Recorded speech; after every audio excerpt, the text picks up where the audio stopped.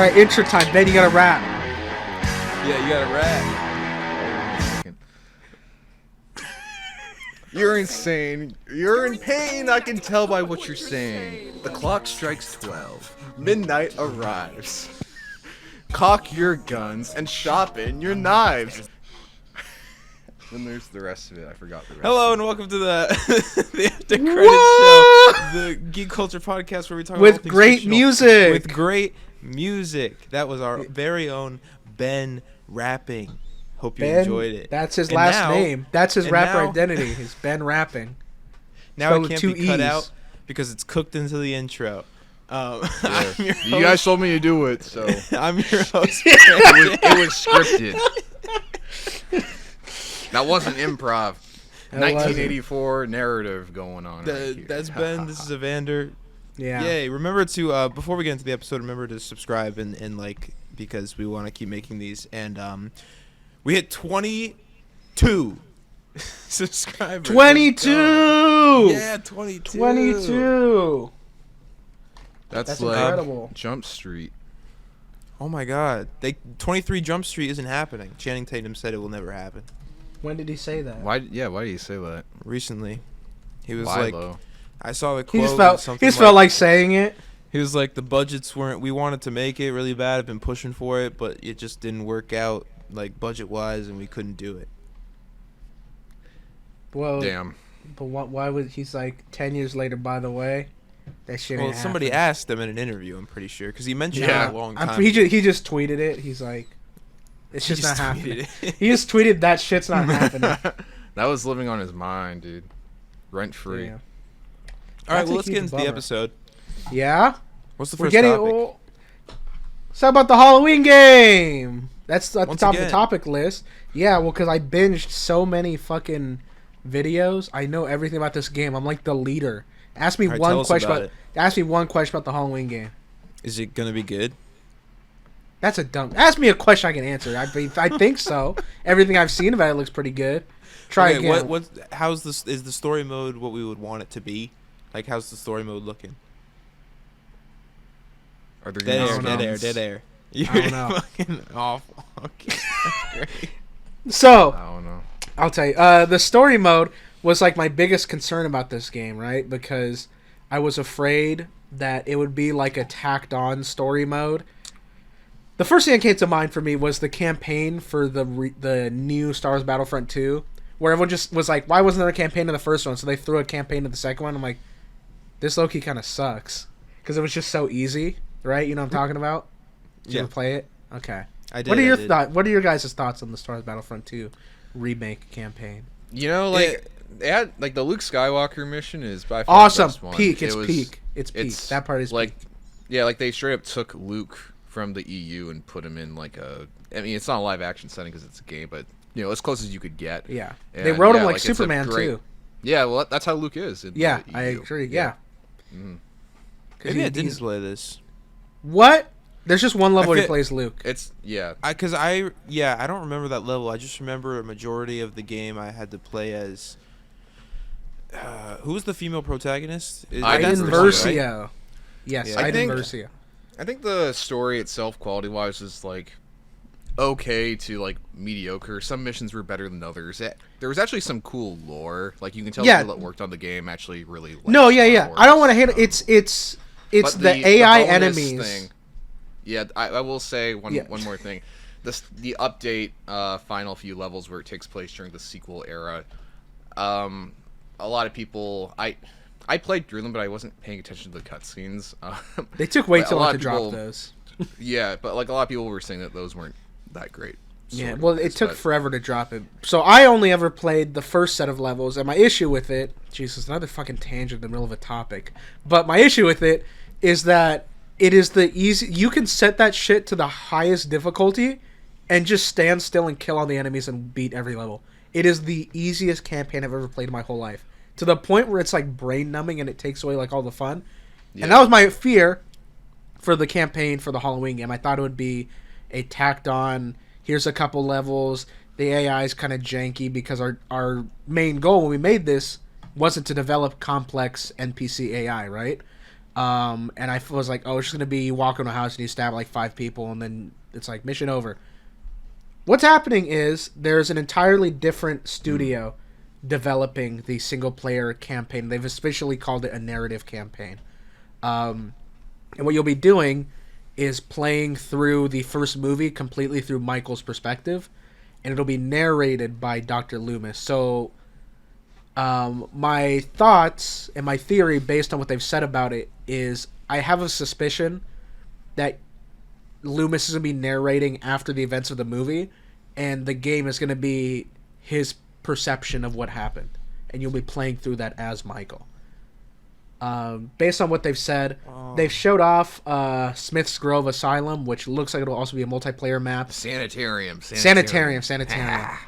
And also a location they only showed in the Rob Zombie movie, but they did reference the Rabbit in Red Lounge. I just rewatched that movie the other day. I saw, but so that's where when they find the jumpsuit or whatever, it has the matchbook and it says Rabbit in Red Lounge, and that's where I keep calling him Jason. That's where Michael found the guy that he killed and took the jumpsuit from. So it looks like you'll be going there and you'll be playing through stuff that it looks like Michael probably did, but you didn't get to see.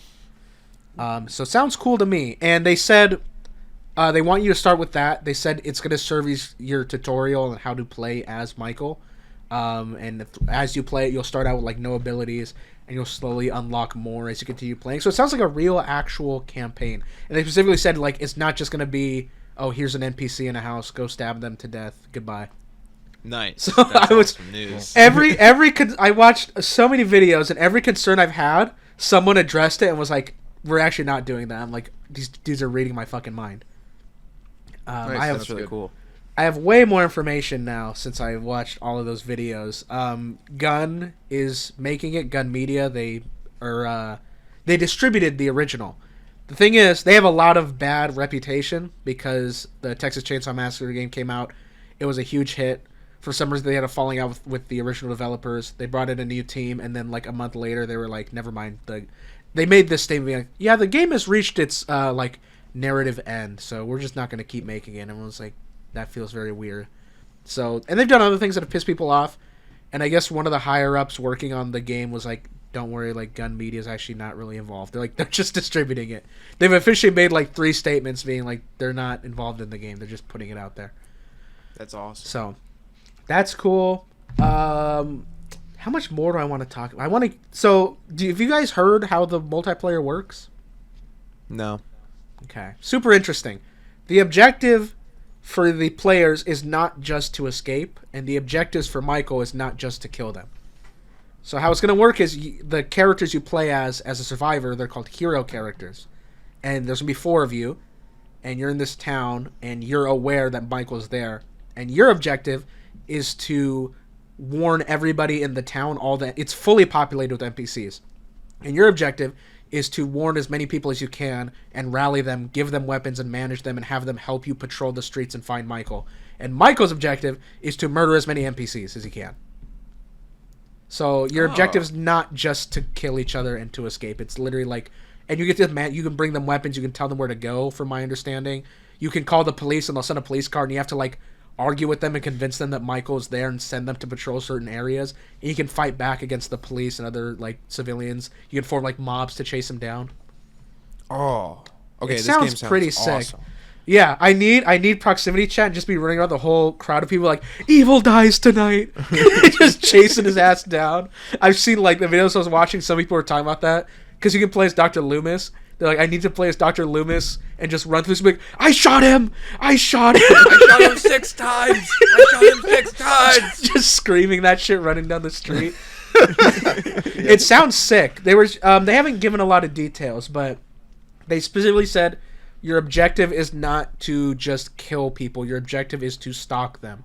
Do you have some kind of ability where when you stalk someone for a certain amount of time, they haven't specified what it does, but they did say that you have to stalk people, and they showed in the trailer that it seems to amp up some kind of ability, perhaps. Not sure what it does, but it encourages you to be like a creepy, stealthy guy. You can also... Okay. The ability we talked about, his kind of like jump portal ability similar to Friday the 13th, it works completely differently in this. You just turn invisible, and you can follow them around, And the function for it is that they want you to be able to jump scare actual real players. Which sounds really awesome. cool, yeah. Yeah. A bunch of other stuff that I have written down very loosely, but in general, that's what they've said about the game. I think it sounds awesome. Kane Hodder is in the mocap studio. They won't say what he's doing, but it seems like he did some kill animations for Michael. So he has now played Jason, Michael, and Bubba from Texas Chainsaw Massacre. So he's done three of the big ones. He's getting around. Yeah. They've also Nick Castle they brought back did the mocap for Michael. He did some of it. You know, he's a little bit older, so they had I'm trying to forget. They had another mocap actor who worked with him and did stuff he couldn't do, and Nick Castle kind of just like taught him how to play Jason. Lots of cool stuff. Yeah. They like Nick Castle's walk is very specific. Hold on, I'm just gonna fix my mic a little bit. You're good, which is funny. Yeah. Which is funny because I've seen clips of him being like, "Yeah, I just walked." He's like, because he's training this guy to kind of mimic his mannerisms. He's like, "Yeah, I just showed up and walked around." I'm gonna pause. That's what John Carpenter told me to do. Yeah, he was just like, "Yep, just walk, just go, just don't do anything, just go forward." And he was like, "Yeah, you're doing it perfectly." Okay. Yeah. So just like that. I think that I don't know. Just general sounds like a cool game. Really excited for it. I would love to hear more. They've said that it's only going to be content from the first movie for now, but they've said without saying that if the game does well, that they're going to release more stuff, and they have a long-term plan. They're like, we're not going to abandon it after 6 months. So, okay, awesome.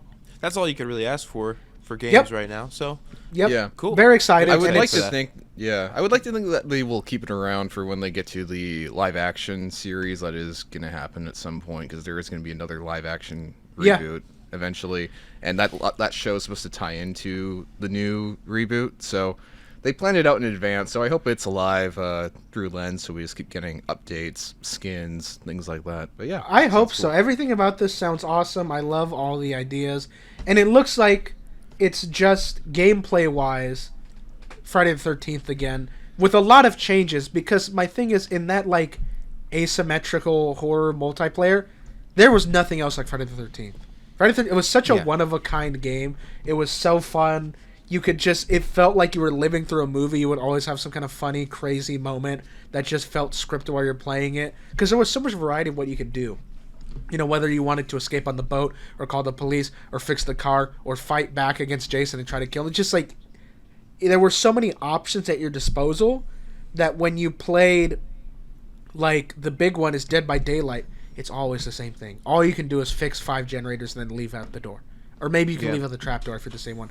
But Friday was, like, such a big thing. Like, I remember there were so many funny moments where you, like, hop in the car and try to escape, and Jason would just appear in the road, and you like, crash into a tree trying to escape, and don't have to run away before he yanked you out of the windows. And I would just, like, I love those memories. I'd like a game that just lets me redo that. It's been sorely missed since that game's been gone. I know. All those other games that came out after try to replace it, but they don't live up to the potential, and that was Friday the 13th. I love that game.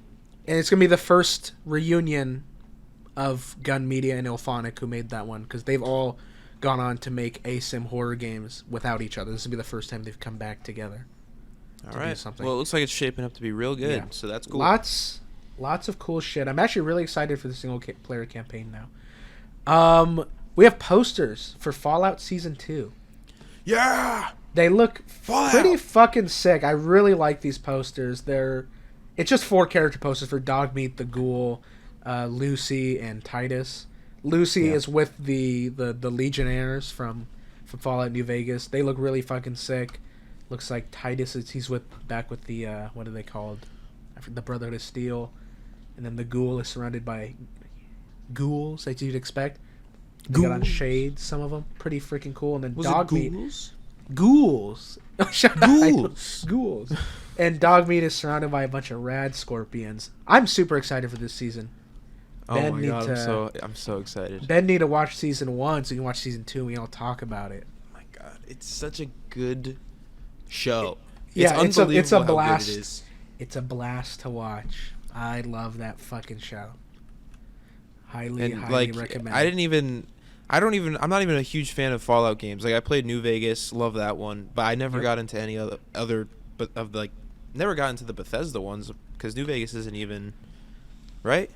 No, that's not that Bethesda. is Obsidian who made Outer Yeah, Worlds. so like I'm not even into that much, and that show blew me away.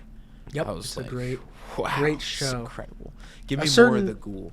A certain someone we know, with their love for it, pushed Ben away from ever wanting to watch it. But now that I don't know now what that- you're talking about. yeah, neither do I. Now that things have changed, Ben can watch it without feeding into the obsessions of a very normal person. Yeah. Just give it about like 6 or 7 more days, months. Who What if knows? Ben just started rapping that song? Why he trying not to laugh like I Speed? think he's silent. He looked like Speed when he's trying not to laugh. All right. Okay. We're gonna move. Any Yeah, there's not. I don't think he's got any. There's not much to say. about anything the to say at characters. all? He hasn't seen season 1. Okay. Yeah, I don't know, man. It's real my good. Very interesting podcast for the audience and the viewers. What? We talked about Halloween. Exciting for everyone. Okay, yeah, that's true. Let's talk about right now. Yeah, it's happening right now. Making like, a joke. Don't take it too personally. the Halo Hey. game, Halo 1, called Campaign Evolved, which is kind of an annoying actual title for it, in my So opinion. it's an Coming to actual remake PlayStation. of Halo 1. Yes, it is another remake of Halo 1. I don't know why they didn't just port the Master Chief Collection over. I would have been freaking the fuck out. I don't think they've actually remade Halo 1. I thought Yes. they just remade Halo 2. And, Nope, Halo 1 and 2 both have remakes. Yeah, I know Halo 2, but I didn't know Halo 1 had a remake. Yeah, That's- it's pretty cool. It's in the Master Chief Collection. I think the remake is from the 360, so this will be remakes with modern graphics, which will be cool. Have either of you guys played the Halo 1 campaign? Yep. It's really No. cool. It's great. It has a lot of segments where it has that old design principle where the length of and content of a level comes from the fact that it's so big and confusing that you just wander around for like 30 minutes and then you find your objective Yeah. and it's like, I win. I don't think it's that bad though. It's one of the first levels where I played it again a couple of years ago. You're playing like crashes and you find a vehicle, so it's kind of fun to still roll around, but you have to find like 3 objectives in this big like map area. So I wonder how people feel about that, because I think the campaign has aged really well, in my opinion, but maybe a bunch of young Zoomers might not like it. Who knows? I think it's a great Young campaign. though. Zoomers. Yeah, young Zoomers. Some young Zoomies. I would technically... Okay, I don't know a single thing about Halo, so I can't. I'll tell you, don't all know. you need to know. It's fucking badass. How about that? Okay. It's actually cool. really cool. Like, I don't... So Halo's awesome. But what's this about? Like a new Halo with like AI? What is that? Oh, I heard that. apparently Yeah, this is Dennis annoying. brought it up. It's just called Halo Studios now, I think, the company that makes it. They've said that AI is going to be integral to every level of Halo game development going forward, which is pretty Great. freaking cringe. That's really good, Yeah. guys. And they said Did they definitely said pursue elaborate that. what they meant? Hmm? Did they elaborate on that? I don't think they've elaborated, but they did say generative AI will be involved in the production of games going forward, like generative images and the likes.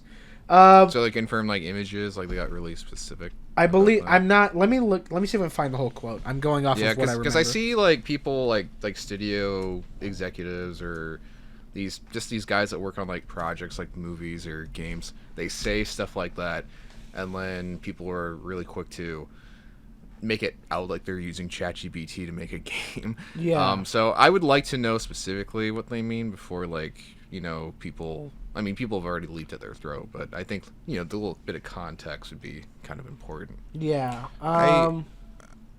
What if they're just taking all of their assets, putting it into AI, and going make new ones, because using these as an example?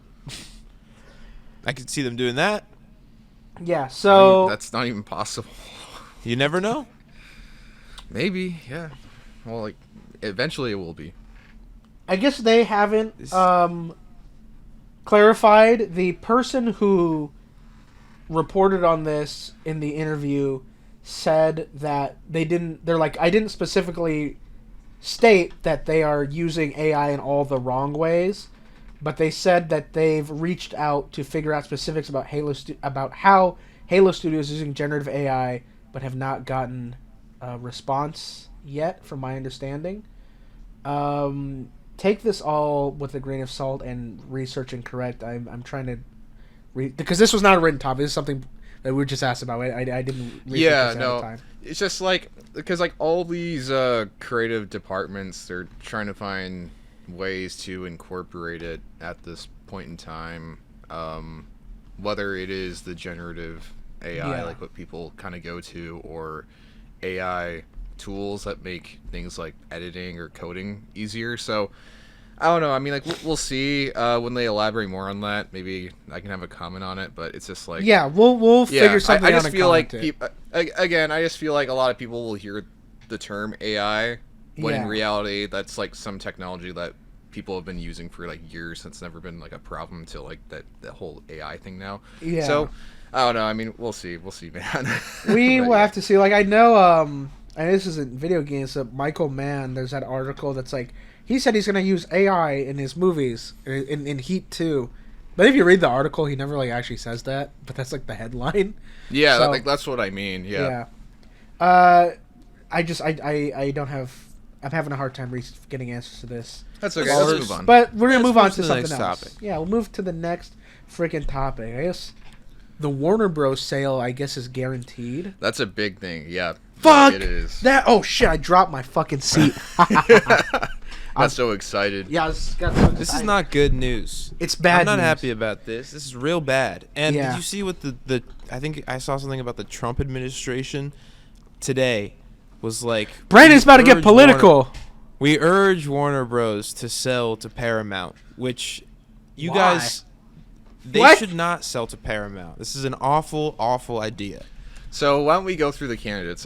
We have them written down on the doc. I don't have it up right now. And also, a lot of you, just to fill the dead air while they look this up, probably know that this could most likely affect James Gunn, which, you know, is the CEO of DC, which is the stuff you're probably here to hear us talk about. Yeah. So if they sell to Paramount, that's probably the most likely scenario of him getting fired. Paramount, I do know. I don't think they're going to change it. Yeah, Paramount has had 3 bids decline, so it looks like they're not getting it. I guess Zaslav or whoever's in charge felt like they're being lowballed. But we'll throw more money at it. That's what we'll do. I guess Netflix, Apple, and Amazon have had talks about it. Don't. Yeah, please. Please don't. It's already happening. I know. Sadly, it's inevitable. It should be Amazon, in my opinion. So why should it be Amazon? I just think because Brandon's uncle is Jeff Bezos. What? Brandon's uncle is Jeff Bezos, right? Oh yeah, sure. Okay. We'll go with that. It just makes sense to me. They've already Prime already picked up their Batman show beforehand, and they did a good job with it. But they were only the distributor in that scenario. And I just think that they handle their other what am I looking for? IPs? Other comic IPs. Well, what would you say about Rings of Power then? That's a pretty big one.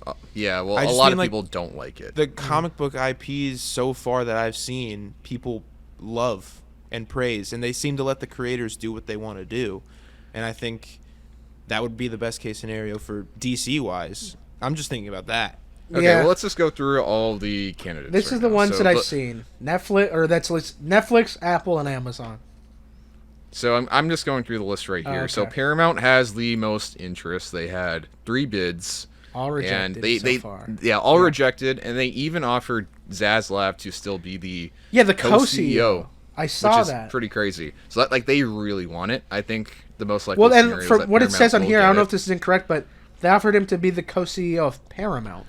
Not just that's crazy. Yeah, because they're gonna buy Warner Brothers, so it'll basically become one at that point. Well, yeah, that's promotion because Warner Brothers will still theoretically be a thing, I assume, right? It'll just be owned by them. I'm not sure. I think it's gonna be like a Fox situation where they'll probably phase stuff out. The next one is Netflix, and they are not interested in the television broadcast networks. So it's interesting to look at here because Paramount's willing to take everything, right? But then all these other ones are only interested in IP. They want to like piece it out. HBO Max, yeah, like that HBO like Max library is a huge thing with like the streaming wars going on right now. Like, who controls Hollywood will control streaming. So like, and there's a lot of money in that. Expressed interest is Apple and Amazon. So like, I think Apple would be interesting because they tend to leave their creatives alone quite a bit, and we'll just let that them is my understanding of them. And they're also like, here's $10 billion, make something fucking people are gonna watch. They have a fuck ton of money. They have a fuck ton of money, and they're also like not really in entertainment too much at the moment, aside from their Apple originals, and I'm sure they already source them out through other, entertainment companies and things like that. But yeah, the estimated value. So this is like from John Campea. I'm not gonna lie, I ripped all this off from John Campea. So credit to John Campea. So the estimated value by Yahoo Finance and Fast Company, AT&T acquired Warner Brothers in 2016 for a combined deal valued at $108 billion. So that's when AT&T bought Warner Brothers, and in 2021 it was valued at $43 billion. So in 5 years they lost like over almost $60 billion, which is insane. Yeah, and then that's when Discovery kind of swooped in, and then that's when like Zaslav came in, and I will say Zaslav did clean things up quite a bit. Yeah, anyway, analysts at Bank of America estimate that WBD could be sold at approximately $30 per share, making the enterprise value roughly $74 billion or higher. Any acquirer would likely need to assume $35 billion of debt, so the enterprise value could be materially higher. So yeah, basically you need a fuck ton of money to buy Warner Brothers, and it's most likely going to be Paramount, because Paramount got bought by the CEO of Skydance because his son is like a huge like movie nerd. So that guy like bought Paramount, and then this guy, I mean, like, say what you will about them, but at the very least they have an interest in movies, so they're not going to like change the way things are too much. Yeah, I don't know. Well, again, we'll go through the preferred scenarios and the worst case scenarios. If Netflix gets it, that's what do you guys think about that? That's the worst case scenario. That is the end of that legacy studio. Warner Brothers is done. I mean, we'll never see another Warner Brothers movie in theaters. The other thing is with Warner Brothers is that their sound stages in California are extremely valuable. Yeah. Because land's extremely expensive, and they're probably the best ones in the world. They're down there they're right across from the ones we saw when we went to Universal Studios. They're all down here in Burbank. Yeah, theirs are pretty big. They have a nice giant lot. See it all the time. Very cool. I just can't. Netflix is bad news. Yeah, I'm not happy about it. I just need to. I'm not happy about any of this, regardless of what happens. I think. Well, yeah, this is another legacy studio that we're losing. I think to a company. That the endless consolidate, like, when people talk about the endless consolidation of everything becoming one big, glob owned by 5 people, and it gets more and more real every year. I think our only hope at this point is the deal being blocked at the last minute by someone, but it's not going to happen. They never end up getting blocked. They're always like, because they pretend. It's the FCC. It's the FTC is in charge of the, overseeing these buyouts. And they're always like, oh, well, we could block this because our job is to prevent monopolies, but all they really want is some kind of fucking, like, kickback or some kind of benefit from them. And, they're not there to actually make sure this doesn't go through. They're just there to make sure that they get some kind of fucking, benefit from these deals happening. So it's Jover. Yeah. It's not good. I think if Paramount gets it, I think it will end up being a similar scenario to when Fox was acquired by Disney, where Fox itself was completely changed. But obviously Disney got a hold of the IP, so there was like they kept some things the same, like Family Guy and The Simpsons. They kept the same. They didn't meddle around with them too much, but obviously when it came to like the big blockbusters like Fantastic Four, X-Men, they became a part of the MCU. If Netflix gets it, then like yeah, I like Netflix, but I don't think they should have all of these. Like, you're gonna kill the theatrical experience. And they're gonna make a lot of content from it, but you're gonna kill the theatrical. This is also just bad for so many people are gonna lose their jobs. By the way, when this happens. Well, that's obviously every time. Every time it's doing, people just lose. I know, their but jobs. it just depends on how it goes around, and that's gonna suck. And that's just gonna happen, and it's unavoidable at this point. It just depends on which departments they go after. Like I said, like the network broadcasting aspect, that's probably gonna get fucked if anyone else other than Paramount gets it. As for the movie stuff, like the film with like James Gunn and the DCU, I would like to think that all these companies are aware of Warner Brothers and their situation with DC, where they've had to like reboot multiple times. Yeah, that's their big weird hiatus things. That's one of their biggest. I would like IPs. to think. Yeah, I would like to think that they would just leave them alone and let them do their own thing for a while, let it go for a few more years, and if they get profit, then they get profit. Then, if they don't, then they'll just reboot it again or put it in like a weird dead space. The only concerning thing is James Gunn is literally saying, I don't know what's happening. He's literally like, I have a plan. I don't know if I'm going to be able to finish it. We'll see who does if I'm the one. Here's it's what like, okay. Here's what I will say. If Gunn is removed from DC, and this isn't just because I like Gunn. This would be if anyone was in charge of DC at the moment. If they reboot again, I'm done with the movies. I'm sorry. I'll still go watch if like a Batman is coming out, looks cool. I'll still go watch it.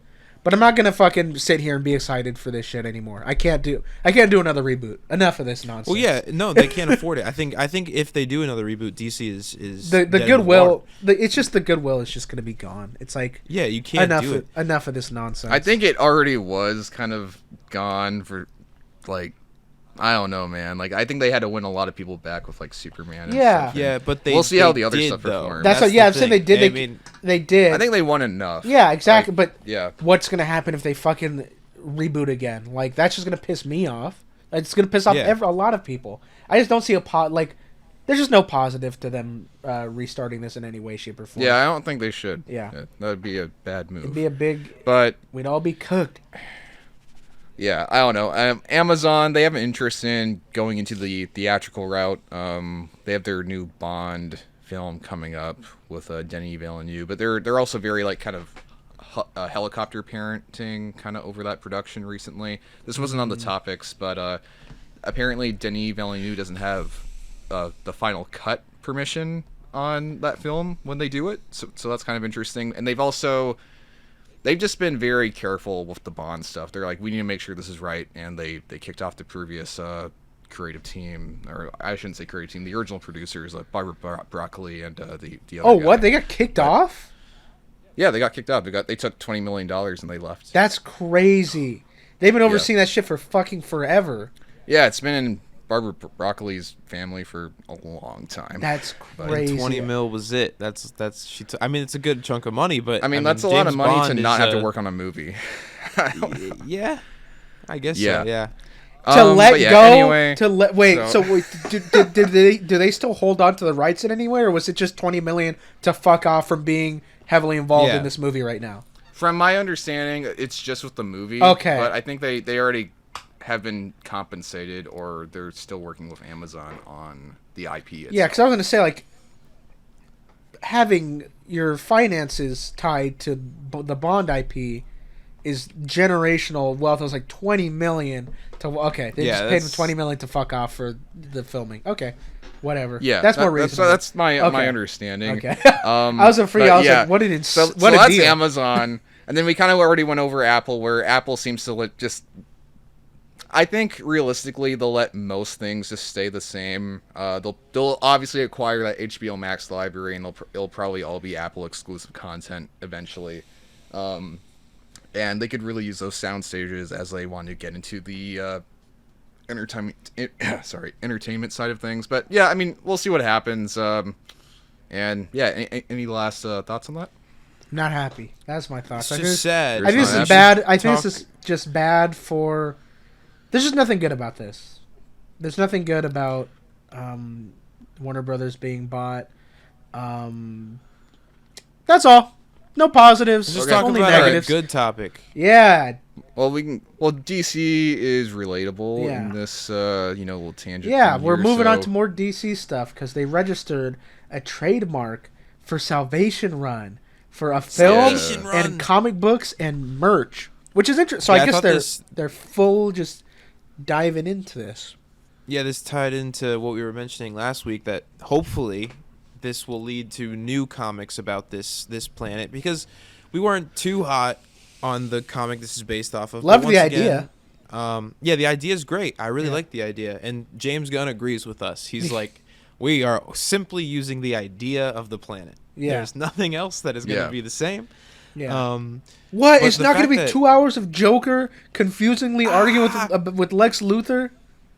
No, I can't believe it. That's all Well, I what's- wanted. What's Damn. interesting about it is that, like, the planet itself, the biggest interesting aspect of the planet is that it's Darkseid's training ground for parademons and experimental ground for other works like that. But Darkseid's not in the cards right now, which is also something that James Gunn said. Yes. So Yeah, it ties into yeah. another topic where Darkseid is not going to be the big bad because James Gunn says that it's too similar to Thanos, and Zack Snyder already did it. I've in a also cool way. talked about that on my channel.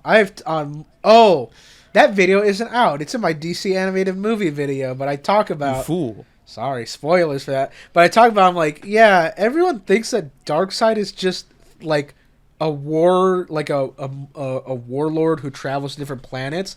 I'm like, that's Mongol. That's not Darkseid. Darkseid's just an evil guy in space. Not like he's not like going around trying to, he's just evil. He just likes torturing Yeah. people and shit. Most of the He likes time, fucking with he's people. like, most He's of the time Satan. he's like Thanos. Most of the time he's like Thanos in that first after credit scene where he's just sitting out there being evil. Yeah, but even like He's his just looking out. his end goal isn't to like lead armies to other planets and conquer them and like this is my territory now. Like he just likes to be he's Satan.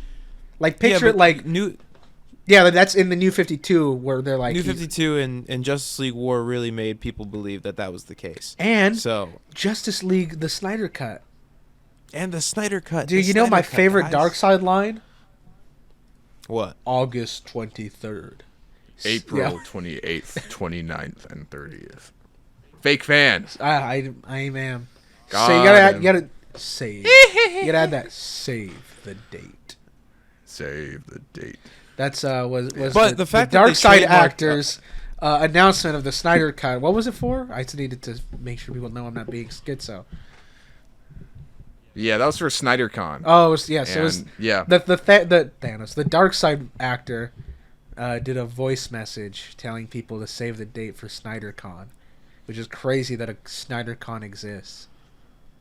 Like what's Fantastic. Yeah, but anyway, everyone's dressed as incredible. King Leonidas. So anyway, Darkseid is a pretty important part of Salvation Run, even though he only really shows up right at the end, or at least when they confirm that it's his training ground. So what do we think the planet's gonna be like? Right? 'Cause- Immediately they can just make it work without him. They just be like, "There's a bunch of evil giant aliens here." Well, no, I think it's gonna be Brainiac related instead. I think that's That'd be probably cool, gonna too. be it. That'd be cool. Because like if reading the comic, especially those creatures, I feel like they could easily be like Brainiac was just doing. This is just some weird shit. Yeah. This is weird shit he was doing. Like, because in the comic it's used as a training ground for parademons, right? Yeah. But I mean, it could just be a planet where he keeps his experiments. Yeah. These crazy creatures that he's found or experiment on, and that could be it. I'm interested Guardians about 3. the Guardians 3. I'm interested about the film trademark, because that might suggest that we might get a whole movie kind of like the comic where it's villains fighting each other, which that might be incredible. That could be a really cool movie. Just saying. Yeah, it made me Like, you think of get a the really Joker in cool ass there. movie I love called Suicide Squad 2016.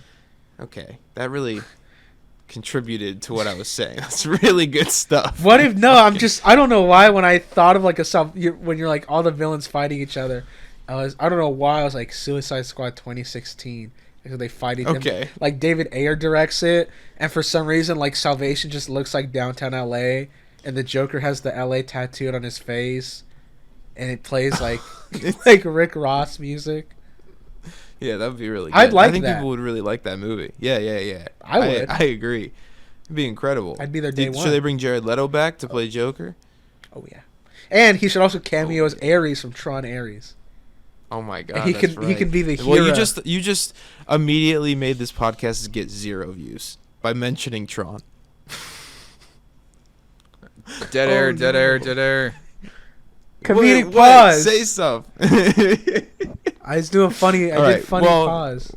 I don't know what else there is to say about this Salvation trademark. So Yeah, I mean, like we'll see what happens, and yeah, we just need more villains, and then we can lead into that. So. oh well, that's who do you pretty guys much it. think is gonna be I like was also- the big bad? Clayface is gonna be in it. He's Oh, gonna be I the think main No, villain. the big bad. Yeah, that'd be Yeah, sick. Clayface. Is the big Clayface. bad. That's why they have the Clayface movie, and he's gonna be the villain of Salvation, or just like the Black Adam method. Yeah. Yeah, They were I gonna do. agree. Think- Like I was- Black Adam movie. Then he's like the DC Thanos. They could just That's what was gonna happen. they could just introduce villains in that movie too. That'd be fine, you know. Like some smaller Yeah, but ones. there's gonna Yeah, no, for sure. We should see some before, but like what I'm saying is like if fucking Parasite was on the planet, or fucking like I don't know who's like a fucking D tier Flash villain, all of them. I mean, like were there, then and they didn't introduce them before. I'd be like, yeah, I get the point. Cool, Captain man. Boomerang's there. Cool, Deadshot's Huh. there. You know. yeah, no, you could get away with introducing those villains on that. It's just planet. like there It'd can a cool be way to do it. central characters, and you could populate the movie with a bunch of recognizable villains that haven't been introduced already, or you could just throw the creature. But the creature again- commandos will be there. Now that I think about Oh it. yeah, for sure. Now Frankenstein Um, and Weasel and them will be there for sure. Yeah, and we'll get King Shark again there and all that stuff. But Well, you I've- also have to have like those dispensable because people are gonna die. Like you gotta kill people off in that type of movie. Well, man. and I'm curious if that'll be a James Gunn movie. I feel like he would do that. it's very James Gunny. Yeah. but, Yeah, and if he's setting it up and they're gonna make a Salvation Run movie, I feel like it would be him. But yeah, it's interesting. The big bad of the universe, I would have said Brainiac at one point, but if he's gonna be the villain of Man of Tomorrow, I feel like it's kind of pretty early to have them facing off. Well, none of that's confirmed actually. Yeah, nothing's but confirmed. that's the speculation. The villain is yeah. gonna be Well- me.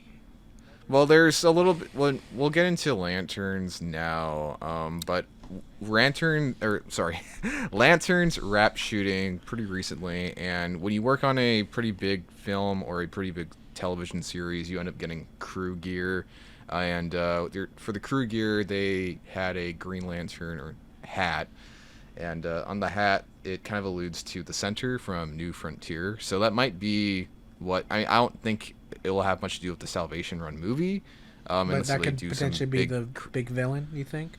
yeah, that could be like what they're leading up to, because James Gunn also reposted someone, I forgot who said it, but when James Gunn got the reins over DC, someone posted to their story New Frontier, and they were like, I have a feeling this is going to be very important or something going over with James Gunn in charge, and he put it on his story. So that could have just been like a, who knows, like whatever thing. But with the Green Lantern hat, there's a little bit more of a a little bit more speculation. That so sounds the cool Center to me. Might come in. I liked we Yeah. saw the New Frontier animated movie. It's pretty freaking cool.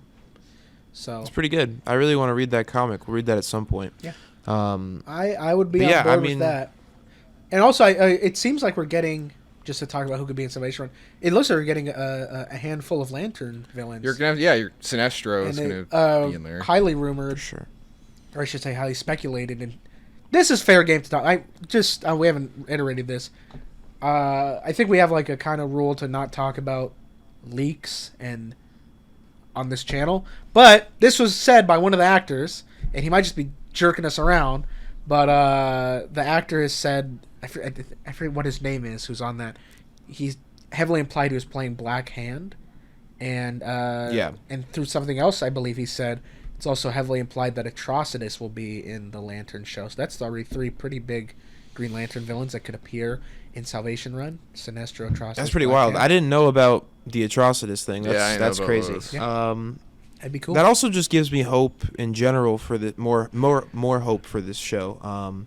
I am super excited for it, but they just keep saying the grounded thing. And Yeah. James Gunn has already stated that when he says grounded, it doesn't necessarily mean that it's all just going to be realistic, like the Batman. realistic and grounded are different things. Yeah. But I don't know. I need a first look. I need them when they show this trailer. If they aren't like in their suits, I'm gonna be concerned.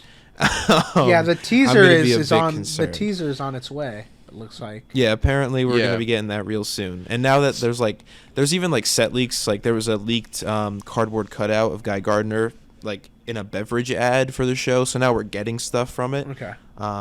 So promotion's gonna start pretty soon. Yeah, James Gunn has seen the trailer for it, but he doesn't know when it's going to come out because that's in the realm of HBO Max. Yeah. Because they have their own marketing team. Because marketing a show is completely different from marketing a movie. So he's like, yeah, that's in their court. They're gonna show it when they show it. They're just like, yeah, don't worry about it. You know, we'll take care of your little TV show. And I wonder if it'll be attached you're good. potentially to the upcoming The Pennywise show or Return to Derry, maybe the finale. Pennywise. Pennywise. It could be. Yeah, I'm interesting. I'm sure it's not going to be every episode them fucking flying around in space because that's probably super expensive. No, there's definitely going to be like slower episodes of them just doing detective shit. Yeah, but if they I want them to go to I want them to do Green Lantern shit. If Sinestro and Atrocitus are in it, I think it's safe to say You have Guy Gardner, like they're gonna suit up, they're gonna do Green Lantern construct shit. I don't think I should be worried, but there is just a tad bit of skepticism where I'm like, but maybe you guys are fucking with me. We all want it to feel like Green Lantern. That doesn't mean every episode, every minute needs to be them flying in space. But that does need to happen. I do at least need to be a part of it. Like that shit that they do. So we'll see. Yeah, I don't need to see them go to Oa. I don't need to see them be on that planet full of CGI things. I get that for a show, maybe you don't want to do that. But at least budget-wise, go to space. Yeah. Go to space and have a fight. Maybe one fight. They don't even have as long as they're fucking flying around in their suits. Maybe there's a sick ass fight scene with Sinestro where they're flying and around Earth. Cool, or they go to Salvation. That would be sick. I think I'm pretty sure Gunn said that Salvation is an element in this mystery they're solving. So I think, I think it's gonna be a central part of it. Yeah, I think it would be sick if part of the plot is villains are disappearing and being sent to Salvation, and Hal and John have to investigate where they're going. That sounds cool to me. Who knows? I saw. Actually, I think it's a leak, so never mind. I won't talk about that. There was like a synopsis, but never mind. Yeah, we support the film industry. We're not going to ruin your. We support. We're not going to ruin your movies and your shows. We're on your side. We just want to talk about. Yeah, we got you. We're fans. Yeah, we're the ethical. We're not going to leak the photo of all three Spider-Mans on set together. Yeah, we're not going to do that. And we're not going to put our watermark over it too. What an insane move! What a move to leak, guys, to do damage. We already said his name on the show. Yeah, everyone knows. Sorry, John. Yeah, it's John Caffey. Yeah, whatever. That guy. Guys, if you look at Andrew's crotch, you can clearly tell it's a Photoshop. Like his dick, it's not there. He doesn't have one. What? So it's fine. It's a fake photo. You don't remember that? Is that what he said? Did he? They were like zooming in on the bulge of Andrew Garfield, and they're like, if you guys look closely at the bulge, you can see that this is Photoshop. That's something I'm not gonna lie, but Jesus, I'm low key like when that happened, like it. I guess they didn't want to give away that it was happening because if they did listen, they would have given it away. But that dude is so lucky that Disney or Sony did not take his fucking channel down. Oh yeah, no, because if anyone else did that, dude, it's a fucking miracle.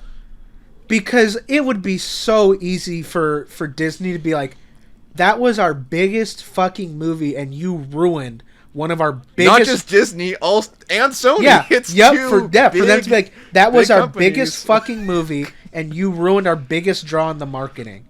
They could have sued for more money than he ever makes. I don't know why the fuck they didn't. I don't think they should have. You know what I mean? I don't think you should have done that. To be fair, I don't think you should have done that. Part of the marketing strategy, all part of the plan. It was just I'm just mind blown they didn't cook his ass. It's insane.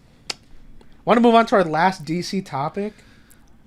Yeah. Let's do it. Andy Muschietti confirms the DCU Batman movie The Maestro. The Maestro is confirming that the DCU Batman is still happening, but we're gonna have to. He said we need to wait a couple months before he announces things.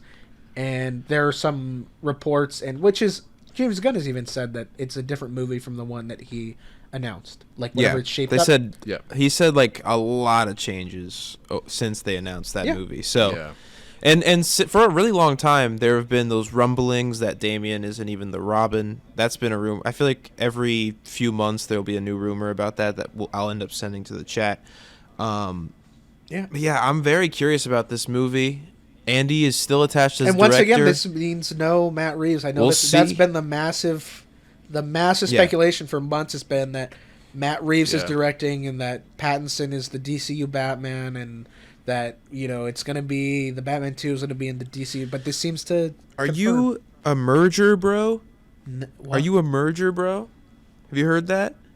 No, I don't That's even know what they that like is. to call them. Merger bros? It's the people who want Pattinson to be Batman, they're called merger bros. I respect these universes for what they are. Pattinson can do his own thing in his universe. We can have a DCU Batman that was meant for the DCU in the DCU. That's what it's like. Yeah. I'm pretty excited. I'm excited to see what this is. I'm fingers I crossed hope to for God. So Brandon Sklenar Batman, dude. I need it. I need it. I watched Drop on the Plane. He's I'm so upset I waited to watch that movie. That It movie, was have so you seen good. that one yet, Ben? The Sklenar one, Drop. I'd recommend watching it. The minute he walks on screen, I'm like, this dude is so charismatic. I'm like, I fucking love this guy. He's so charming. He would kill it as Bruce Wayne. And I've seen his I like want to see scary him in guy. more stuff. I've seen his scary guy Batman act. So, you know, I'm on board. I'm a Sklenar head. with Muschietti saying he has to wait a couple months, that means they have stuff like in the pipeline. Like You're right. I wanted to talk about that. That means their work. I'm hoping that one of the things we hear in the upcoming months is that they're starting the casting for Batman, or maybe I would they've done imagine it. so. Yeah, well, the script's almost done, right? So, Here's they're gonna get the there. thing too. We heard about like David Cornsweet and Rachel Brosnahan like 2 years before Superman came out. Yeah, So with like James Gunn being like, it's coming out before 2030, guys. I can only. Yeah. My initial speculation, I said this a long time to you guys, 2028. Yeah, I feel like I think that's guaranteed what going to be the year. I'm thinking too. So we're getting to that time. When are we getting the Batman 2? 2027. Okay, perfect. So they would have same to. year Yeah. as Man of Tomorrow. That's why 2028 is literally the earliest year they can release that movie. So it makes sense. We'll probably find out who Batman is in the new year. Right now, I feel very excited hearing all this because we're getting the Batman in a larger universe, and that's exciting to me.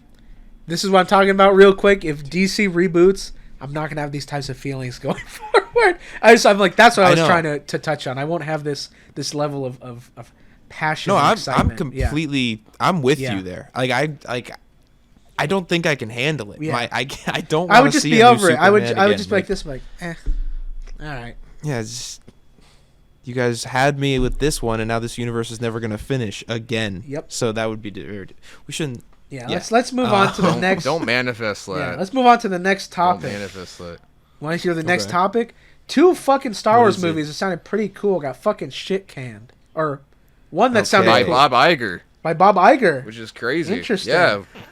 And it is that Adam Driver and fucking Steven Soderbergh had a Ben Solo movie that took place after Episode 9 called The Hunt for Ben Solo, which potentially could have been pretty cool. And they were like, no. Oh, Kathleen Kennedy, Dave Filoni, and Carrie Becker on board, and it was Iger that said no. Damn, I thought that Kennedy was one of the ones that said Yeah. No. So like. So I heard that they were confused. They're like, I'll- how is he alive? He died in the movie. I heard that was like. Yeah. So that was the big thing. He was just like, I don't buy that. He's alive, so we're not going to make this movie. But the fact that Adam Driver was like pushing. I for fuck with that for, guy, like, by the 2 way. years. I fuck with that Me guy. too. Yeah, I love Adam Driver. Yeah, he's awesome. He really wanted to do it. He said it was one of the coolest scripts he ever read. And I mean, like, that would have at least been like moving the franchise forward a little bit. Yeah, and capitalizing on a Kylo Ren, really Adam- well liked character. People love Yeah, him. Ben I Solo. love Like, him. like whether you like or dislike the Disney sequel trilogy, a lot of people really like Ben Solo. People who as a don't like those character. movies like Yeah. him. He's cool. Yeah. He's Yeah. I like him. We also had a David Fincher movie, a Star Wars movie he was working on, got blasted out of existence by Lucasfilm. It says.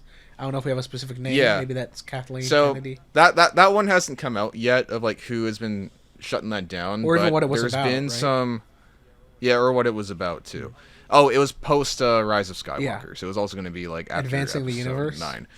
So there's been a lot of like, obviously like the whole internet doesn't really have too fond feelings for Kathleen Kennedy, and I think like a lot of people have now been looking at this differently after hearing the Bob Iger thing, that maybe projects haven't been moving forward or the franchise hasn't been, really going out there as much as it used to, because he's been shutting things down. And one of the biggest questions that people have had over the years with Disney, because Bob Iger talks about Marvel all the time. Yeah. It's one of their biggest successes. It's one of their biggest franchises. But he does not talk about Star Wars like whatsoever. Like he kind of like avoids it or just doesn't say anything. So a lot of people think they're starting to look at it now like they're Probably, I don't think people are thinking that. People are thinking that. That's for fucking nerds. And because you also have to think about it, because George chose Kathleen Kennedy as his successor. Yeah, she's been with him since the old school days. Yeah, and like obviously, if you're choosing someone to lead your legacy with a new company, it's someone that you would have to like trust quite a bit. So there's a lot of people that are saying that maybe it hasn't been Kathleen. Like maybe we judged you too harshly. Maybe we charged you too harshly. Maybe it's like, oh wait, you have to play ball with like a whole different parent company. What? And do that. So now, so a lot of people have been reevaluating That's situation. Crazy. Damn, it's almost like the film industry when you're dealing with billion-dollar IPs is this crazy, massive, complicated thing. Damn. Yeah, you'd dude. never think. Who could have known that shit, bro? Damn, now I need to delete my 15 million videos calling Kathleen Kennedy a bitch, dude. I fucking... dude, I was sending death threats to her and shit. I gotta delete that stuff now. Go away now. Oh my god, dude. Go away now. Yeah. Gotta delete my videos on her. Maybe, maybe it's a much more complicated situation. I thought it was. Damn. Yeah, so those things have been coming out recently, and what do you guys think of those two movies? Because I mean, like, David Fincher is one of my favorite directors. I would have loved to see a David Fincher Star Wars film. I'm curious to see what he would have touched upon. Yeah, in Star that one's Wars. hard to judge because all we know is that he was involved. But I fucking love David Fincher. That sounds cool. The Hunt for Ben Solo sounds sick. Honestly, from what I hear of that, I'm imagining it's him on the run from the New Republic. I'm guessing like the good guys are hunting him down, so he could potentially stand trial for his crimes, and he's kind of like finding his redemption in this long journey. Sounds cool to me. I don't know if that's what it would have been, but sounds logically what it would be, and that sounds cool as fuck to me. It sounds more interesting than the Ryan Gosling movie that they're making. Star Wars. Like way I really more would have loved both of these probably, and this is why Star Wars is dead in the water. Keep canceling good shit. Well, they canceled the Taika Waititi one. That one, who knows what that was going to be. Yeah, well, they just cancel everything. But also, I saw a comment from Kathleen Kennedy a while ago where she's like, this is the... I mean, you could very reasonably say this is the biggest IP on Earth, Star Wars. At its like everyone knows fucking Star Wars, and she's like, shit just always gets leaked. She's like, people and like there are things. It's a natural part of film for things to be in development or for it not to work out, right? But what happens is people leak things that we haven't announced yet, and then they get shut down or get delayed or they don't come out, and people get fucking mad and like, well, bitch, you weren't supposed to know about that shit. It's like you're getting mad about something we never told you we were gonna get. And I'm not, and there's obviously, I was gonna say there are definitely things that people do get mad about that were announced, but I do think it's kind of funny because like sometimes like feel like this movie, and we're kind of doing that a little bit right now, but fuck you, Bob Iger, movie sounds cool. Yeah, I just think that like there's definitely been almost every project I feel like they've announced that Star Wars Celebration has not happened. Just hasn't happened. It hasn't happened. We've got so like while that is true, yeah, no, for sure. Yeah, it's definitely a balance. It seems like everything's getting shit canned. Which I can't believe. I said this after we saw Tron, but the fact that Mandalorian and Grogu is the Star Wars return to theaters. They are very clearly they're very clearly scared to get back in the water. But what were you saying, man? That reminds me of a different thing too. So like, because we gotta remember Bob Iger left Disney Yes, for he did. a little while, and that's when they started getting to the COVID era. And then he with, came back. Disney Plus and all, and then he came back. And when he left, I kind of realized this when I saw a different streamer that I watched talk about it and talking about things that he's been getting sent by his, most reliable source or whatever. And I was like, this might actually kind of line up, because with Mandalorian Season 2, that was one of the biggest pieces of Star Wars media ever. It's one of the most popular Star Wars shows ever.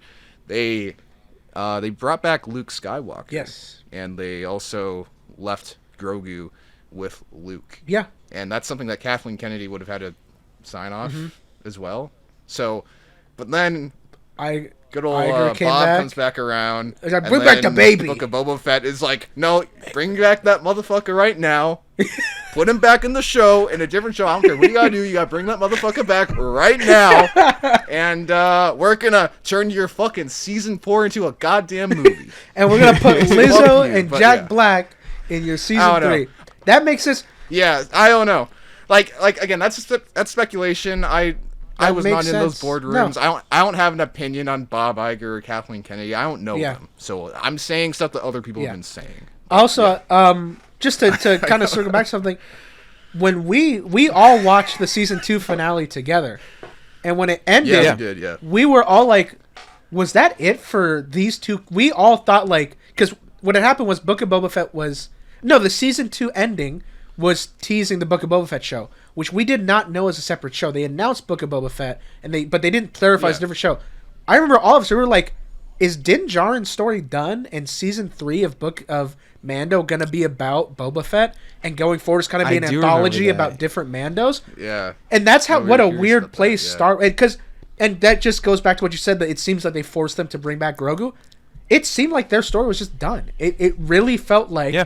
Because it was. It really felt like that was the end of their story. When we first started to watch the show, one of my biggest theories of how the show would end was literally the season 2 ending. And I was surprised that it happened this early. I was like, this is as big as you can get. Like, the show's over. Yeah, because but then they backtracked. Yeah, because season 3 was confirmed, I believe, and we were like, what's gonna fucking happen? Like, what are they gonna do? And I remember like, this feels like a really good ending for these characters. I'm like, this is a perfect ending, actually. If they never brought them back, or they just ended the show here, that would be fine with me. So yeah, it really does strongly feel like, especially in fucking forcing it into Book of Boba Fett, like, imagine any show ending with the second main character leaving the show, and then you watch season 3 and he's back, and the only way you know that he's back is if you watch another spin-off show that you were not told was going to be essential viewing before going to season 3. What a crazy... That turnaround time between Mando 2 and Book of Boba was, like, very, very fucking fast. They shot that show super, super quick as well, because they were supposed to film Kenobi. Yeah. And then they were like, Book of Boba Fett time. And then Kenobi was actually filming at the same time as Book of Boba Fett, with, like, their schedule sort of lined up. So, like, it just seems like they were like, okay, Boba Fett, you're putting the fucking baby back into the goddamn show, and we're gonna have Grogu merch for everybody. No one's gonna forget about Grogu just yet. All right, like he's gonna be around here forever. This is not your decision. This is my decision. Here's another theory. Again, just a theory. Movie theories. Do we think that the Mando episode of Book of Boba Fett was forced into there? Like, do we think that how many? So let's that episode is actually quite good, but I think they combined ideas for what they had for maybe later. But that's what I'm saying and they fast. But what I'm saying is, do you think so? I don't know the exact number. It doesn't fucking matter. But say there's 8 episodes of Book of Boba Fett.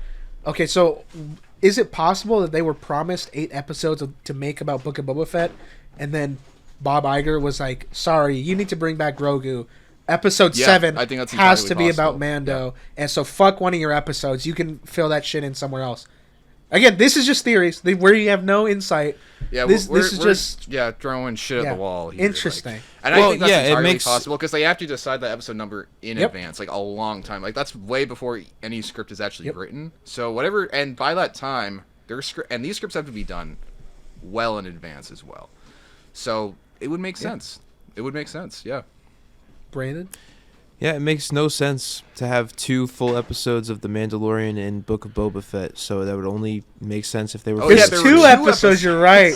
They were like, right, fuck right. your show. 2 episodes gone now. Those are about Mandalorian. Yeah. Like, we need to advance... Fuck you. You can't advance the plot for 2 episodes. Because we need little baby Grogu needs to come in here. My fucking kids, they freaking love the baby Grogu. I'm going to send the Grogu. I'm going to send a doll to Disneyland. I'm going to charge you $50 for it. Okay? So put Also, your Grogu back if I'm into not the universe mistaken- right now. Make it 75 and put some cocaine in the food, and we're good. Weren't there the 2 episodes before the finale? Yes, like, they were. wasn't the following episode the Yes. finale? Because Yeah. The Mandalorian was It was also in the finale. ramping up. So And then they were like, by the way, here's this shit. yeah, those are the only episodes I've seen of Book of Boba Fett because I had to watch them. You didn't watch Yeah, the they were rest of Mandalorian Book of Boba episodes. Fett with us? No.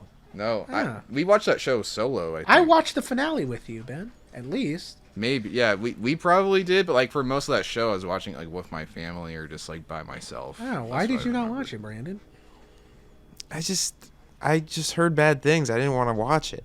I knew. And also, I don't like Boba Fett. I think he's a loser. Dude is the worst. He sucks. Name one cool thing he's done I'll show you. in the movies. I'm showing you right now. Oh, it's so cool! It knocked my light over. I'll show you the one cool thing he did. Yeah, because the dark is cool. Yeah, I'll show you the cool. Sensed Luke in the hallway. Shut up! Don't ruin it. He did this. He did this. Yeah, I know. Boba Fett is. That's the one. Let me. He did not, and then he also did this. Let me. That's cool. Yeah, let me tell you something, Brandon. Fuck Let me you. tell Boba Fett is cool, not in the way that fucking nerds want it. He has aura. Yeah, Boba Fett is cool, not in the way that nerds want it to be. Like he does. Like he's not cool. Look. Let me finish my fucking sentence. God damn it. He loses all of his aura. I'm not. He lost I'm all not of his done. aura when I he- didn't. Let me finish. Boba Fett is not cool because of the way nerds want it to be. Where it's like, oh, he fly around jet. Yeah, you got that in Mando Yeah, too. Boba Fett is cool for the little things. He's cool because he outsmarts everybody. He's cool because has aura. I will give you that. That the Return of the Jedi gave him a horrible death. But you know what else was fucking not done well in that movie that you like? Han Solo. Yeah, I know. Okay. Han Solo Boba also sucks. wasn't going to be in Return Yeah. of the Jedi, but George was like, I want to give the fans a little Yeah. something, so we'll kill him. So here's Boba Fett. And we'll bring him back in the EU, because they ain't like that. Here's the thing. In that movie, okay, Boba Fett is cool in Empire Strikes Yeah, Back. He's that's a fine. mystery. That's all I'm gonna say. And then I'm gonna leave it there. after Return of the Jedi, even in like, I feel like I haven't read many Star Wars comics, albeit. He's but badass in the yeah, comics. From what I've seen, there are plenty of things that make him a joke because of Return of the Jedi. So I will give it to you that movie is solely responsible for that character being a hey man, bitch. he was caught off guard. He He got his expecting just jet. to watch these Yeah, guys. he got his die, jetpack hit. and he got But hit look- in the back of the head, just like Batman gets hit in the back of the head all the time, goes unconscious. So I don't want to Yeah. hear it. Look, Book of I wanna hear Boba Fett also didn't help the character. From Yeah, what well, I've heard, we're not he's talking about just that. We're like- talking he's about just like- the 80s. We're talking about the 80s. He has a cool suit. He looks cool. He has aura. He's smart, and he's a well done important part of an incredible movie. The fact of the matter is that without Boba Fett, Empire Strikes Back would be a little bit worse. And that's a fact. Okay, I'm not arguing. There that. you go. That's true. That means he's the GOAT. No, it doesn't. No, it doesn't. You get a cool lineup of a bunch of bounty hunters. Who's the only one you know anything about? Boba Fett. What does Darth Vader tell him? He says, "No fucking disintegrations this time, you bastard." No disintegration. Cool line. Yeah, Why it's the what the burning? Yeah, what the people fuck is this guy alive. doing? That Darth Vader's got to tell him that. Cool. Aura. He collects aura. I wish we saw that. We don't have I wish to we see it. saw It's him a- do it's a something great- of that we don't- level. I wish we saw him do something of that level don't need to after see the it. fact. We don't need to see it. Just in his don't need to see it. I time don't need to see that shit. on It's part of the screen. legend. You don't need to see it, bro. You want to watch people burn alive? Yeah, you fucking Are psycho. like, What are you? insane? Yeah, watch Revenge You got the watch hood Revenge on. of the Sith, buddy. Okay, you get one a franchise. That's all you need. You don't need two people burning alive. Fucking maniac. Yeah, right. It overdoes Yeah, it. exactly. It overdoes it. Okay. Bully him.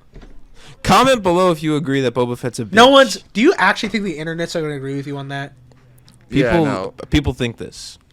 bro? No one watching. Yeah, you know who watches right stuff now. like this? Look, losers. People don't like people don't you know like Star Wars. You know what anymore. losers like? Boba Fett. So they're gonna comment and be like, "Fuck you, Brandon."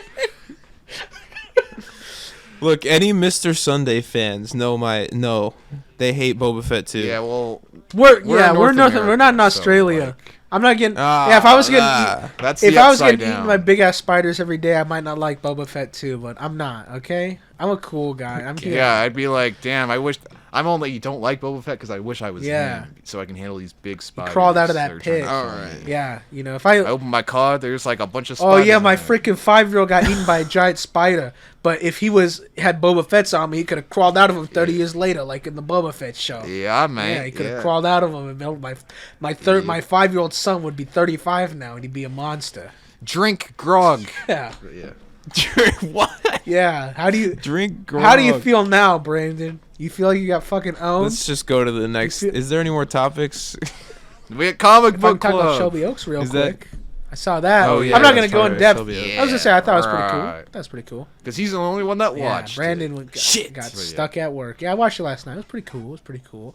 I don't want to go in depth. I made a video on my channel about it, and as I said in there, I think that there are things in this movie that are cool that I was like, oh, I didn't know that was in there, and they're like little ass tiny things. But even I don't want to take the little things from it. Thought it was pretty good. I have some issues with it. Not a spoiler. There's a scene where a character has something to defend themselves, and they are very clearly still very much in danger, and they set it down and walk away. And I was like, how would you? I would never forget that shit. I would not. I would have Classic. never forgotten that.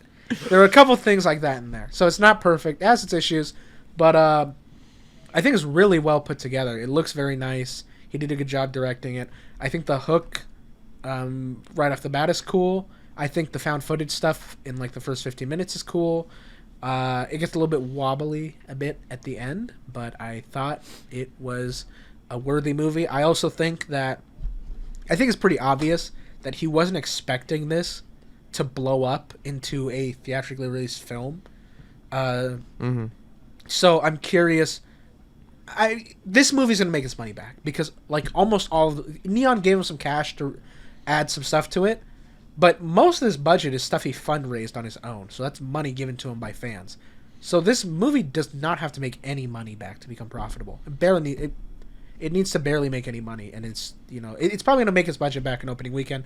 So going off of that, pretty plausible because he made a competent movie, and if you see what he did and like the behind the scenes stuff he did to make this movie even work is pretty impressive. So I see a possibility of him getting another film sooner rather than later. And I'm very curious to see what a film he does will look like when he has, I guess, a larger budget and more time to... He hit a spin. But when he has a larger budget and is aware of the expectations that are going to be placed on him before it's done, or when it's done, and those are my thoughts on that. Promising, I think, a lot of potential. I'm happy that Chris Stuckman is at least competent. I was very concerned. I've been a fan of him for a very long time. If this movie was bad, I was going to be very sad. I will about say. it. So I need to go see I will it. say, now. I've seen 3 Chris Stuckman videos my whole life, so I actually went in as not a fan. I thought it was cool that a guy got to fundraise and make a movie. Oh, you were never a fan? No, because it's funny. Oh. I always watch Jeremy Johns, and I'm like, Chris Stuckman. I feel like I would like him if I saw his videos. I just never did, and I saw both of them, and I was like, well, I'm already watching Jeremy Johns. I don't need to see 2 people's opinions on a movie coming out, right? So I've always been fair aware enough. of him. You chose your guy. Yeah, I've always been aware of him. He seems like a cool guy, but I just never really watched his content that much. Yeah, I think the opposite happened with me. Yeah, I chose him yeah. over I Jeremy. think that's how it is for some people. I saw Jeremy reviewed his movie this morning. I thought he was. I understood what he was saying. I agreed with him. I think he didn't really dislike it. He gave a critical review of it, But I think his takeaway is he's like, I see potential here, and like, here's my feedback for what I think you should do, going forward on your next project. And I'm assuming they're friends. I would, or at least have some form of contact, because they're like the two. I would they're like the imagine two over big the years, like YouTube critics, right? Like that. Yeah, I think they probably have even done videos together at some point. I always think of them side by side. Fun. Yeah. Two biggest. You forgot nostalgia. Yeah, dude.